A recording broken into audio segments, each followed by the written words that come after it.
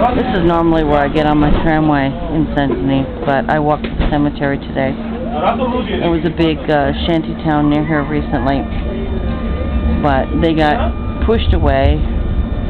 But there are a lot of other shanty towns near here. There always have been, actually, in Seine-Saint-Denis. That's not to say it's acceptable, but we have a long history of that here. You know, the town went through massive urban renewal in the 1970s. And we had open sewers here, open creeks. There are 7 small creeks and rivers in Saint-Denis, as well as the Canal de Saint-Denis and the River Seine. So I'm on my way to Bobigny for I don't know why. Looks like more shanty towns over there. Not sure about that. They're past. It's very cold. It's very damp. It's very gray. This is pretty typical in Paris for January. We normally have a very moderate climate here, and roses bloom until Christmas normally. And then January is very cold, and we do normally get a dusting of snow then. But the snow started in early November this year. It was very unusual. This is Kosovo.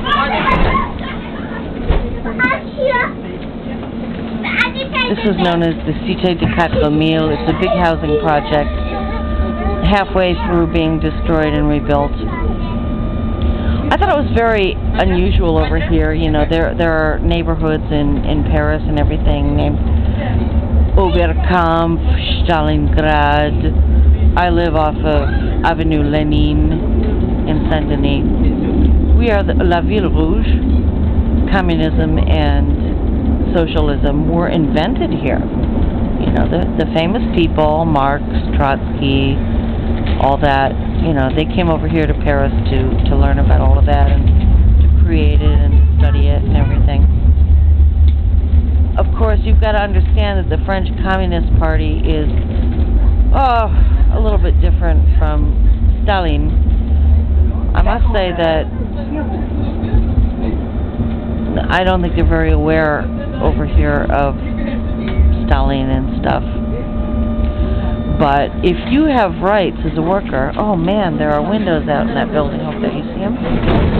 If you have rights as a worker, if you have any rights, you have to remember that you got them from the commies and the socialists and everything over here in France back in the beginning of the 20th century. I hope you realize that.